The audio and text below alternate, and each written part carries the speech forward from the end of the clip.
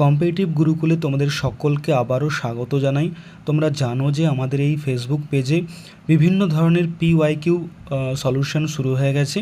তো আজকের কোশ্চেনগুলো দেখে নেওয়া যাক। প্রথম কোশ্চেনটা রয়েছে, দেখো, নিচের কোনটি তড়িৎ অবিশ্লেষ্য পদার্থ নয়? ঠিক আছে, তো এর সঠিক উত্তরটি হয়ে যাবে অপশন বি, অর্থাৎ লবণের দ্রবণ। লবণের দ্রবণ কিন্তু তোমার তড়িৎ অবিশ্লেষ্য পদার্থ নয়।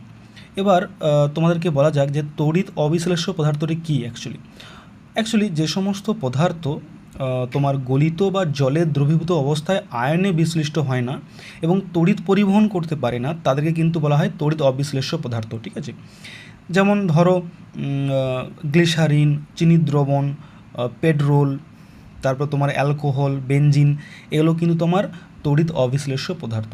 ঠিক আছে, চলো তারপরে কোশ্চেনটা যা যাক। দেখো, তারপর একটা ম্যাথ রয়েছে যে বলেছে যে একটি আয়তাকার মাঠের দৈর্ঘ্য প্রস্থের দ্বিগুণ, মাঠটির ক্ষেত্রফল 338 বর্গমিটার হলে তার পরিসীমা কত? এটা খুবই সহজ কোশ্চেন, তাই না? তাহলে প্রস্থ ধরলাম এক্স, দৈর্ঘ্য 2x। তাহলে আমাকে বলেইছে তোমার ক্ষেত্রফল বলেছে। আমরা আয়তক্ষেত্রের ক্ষেত্রফল সমান কী জানি? দৈর্ঘ্য ইন্টু প্রস্থ, অর্থাৎ 2x ইন্টু এক্স সমান 338। তাহলে 2x স্কোয়ার সমান 338, এক্স স্কোয়ারের মান কত হবে? 338/2, অর্থাৎ এক্সের মান হয়ে যাবে তোমার √169 মান কত? 13। ঠিক আছে, এবার বলেছে আয়তক্ষেত্রের পরিসীমা। তো আমরা পরিসীমার সূত্র কি জানি? দৈর্ঘ্য 2 ইন্টু দৈর্ঘ্য প্লাস প্রস্থ।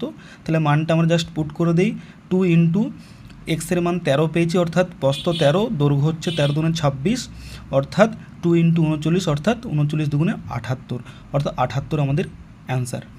ঠিক আছে, চলো তারপরে আমাদের একটা নাম্বার সিরিজ দিয়েছে, এটার লজিকটা দেখে নেওয়া যাক। দেখো, 8 দুগুণে 16, একে 17, মানে 17 হলো। তারপরে 36 কী করে পাবো আমরা? দেখো, 17 দুগুণে 34 প্লাস 2, অর্থাৎ 36। তারপরে 75 কী করে পাবো? 36 দুগুণে 72 প্লাস 3, 75। ঠিক তেমনভাবে 75 দুগুণে কত? 150 প্লাস 4, অর্থাৎ 154। দেখো এইভাবে আসছে, 1 2 3 4 কনজিকিউটিভ ফর্মে আসছে কিন্তু। ঠিক আছে, অর্থাৎ 154 আমাদের অ্যান্সার। চলো নেক্সট কোশ্চেন, খুবই ইম্পর্টেন্ট কোশ্চেন, বিভিন্ন পরীক্ষায় বারবার রিপিট হয়, তোমরা জানো। নিম্নোক্ত কোন বড়লাটকে ভারতের রেলপথ নির্মাণের প্রতিকৃত বলা হয়?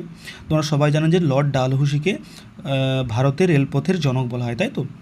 এবং এই সূত্রে তোমাদেরকে মনে রাখতে হবে যে এই লর্ড ডালহৌসির সময় কিন্তু অনেক কাজ হয়েছে, সংস্কারমূলক অনেক কাজ হয়েছে। যেমন ধরো টেলিগ্রাফ লাইন হয়েছে, তোমার ডাক বিভাগ হয়েছে, গঙ্গা খননের কাজ শুরু হয়েছে। এবং এই সময় একটা গুরুত্বপূর্ণ কিন্তু নীতি গ্রহণ করা হয়েছিল, সেটা হচ্ছে সত্যবিলোপ নীতি। তোমরা জানো যে এই সত্যবিলোপ নীতি